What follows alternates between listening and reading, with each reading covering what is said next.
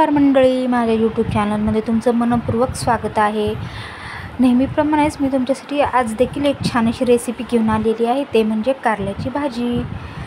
ही सर्वात महत्त्वाचं म्हणजे कारल्याच्या भाजीमध्ये मी साखर, गूळ किंवा चिंचेचं पाणी किंवा चिंच काही देखील ॲड नाही करणार आहे। फक्त कांदा, टोमॅटो, कोथिंबीरच यूज करून मी भाजी करणार आहे। त्यासाठी मी कांदे, टोमॅटो कट करून घेतलेले आहेत। त्यानंतर कोथिंबीर देखील स्वच्छ धुवून कोरडी करून बारीक कट करून घेतलेली आहे।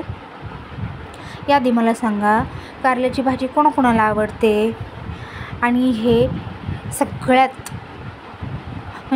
म्हणजे डायबिटीसच्या पेशंटना कारलं खूप महत्त्वाचं आहे। सगळ्यांनी खा, स्वस्त राहा, मस्त राहा।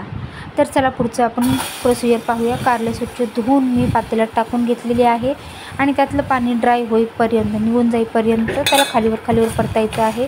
त्यातलं पाणी ड्राय झालं की त्यामध्ये थोडंसं तेल टाकून घ्यायचं आहे। कारलं त्यामध्ये छान असे परतून घ्यायचं आहे। कारल्याला छान असा लालसर रंग आला की त्यामधून मी पातेल्यातून कारले काढून घेतलेले आहेत आणि त्यामध्ये थोडंसं आणखीन तेल ॲड करून जिरे मोहरी टाकून घेतलेले आहेत आणि ते छान तडतडले की लगेच कांदा टाकून घेतलेला आहे। कांदा छान लालसर असा परतून झाला की त्यामध्ये लगेच मी टोमॅटो ॲड केले आहे। टोमॅटो देखील छान असा लालसर परतून होईपर्यंत त्याला खालीवर मस्त फ्राय करायचं आहे।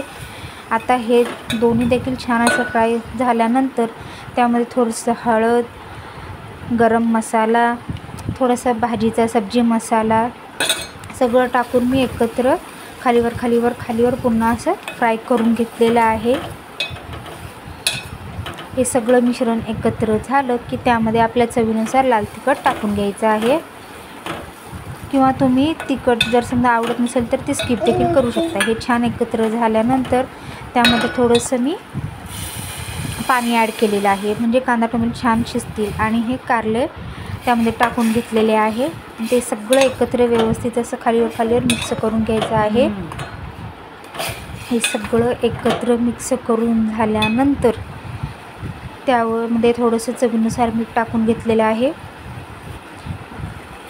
ते सगळं पुन्हा एकत्र खालीवर व्यवस्थित मिक्स करायचे, जेणेकरून मीठ एका ठिकाणी न पडता सगळीकडे व्यवस्थित मिक्स झालं पाहिजे। आता त्यामध्ये मी त्यावर छोटंसं प्लेट झाकून ठेवलेली आहे, म्हणजे ते वाफेवरती छान शिजायला पाहिजे यासाठी। हे बघा, कारले थोडेसे मऊसर असे शिजलेले आहे। आता त्यामध्ये मी शेंगदाण्याचं कूट ॲड करणार आहे। 2 चमचे शेंगदाण्याचं कूट टाकलेले आहे। ते देखील छान व्यवस्थित सगळं एकत्र मिक्स करून घेतलेलं आहे। आता त्यावर डेकोरेशनसाठी थोडंसं मी कोथिंबीर टाकून घेतलेली आहे। पाहिली की नाही आपण किती छान आणि साधी सोपी आपण कारल्याची भाजी केलेली आहे। कोणाकोणाला माझी रेसिपी आवडली त्यांनी मला नक्कीच कमेंट करा आणि चॅनलला सबस्क्राईब करायला विसरू नका।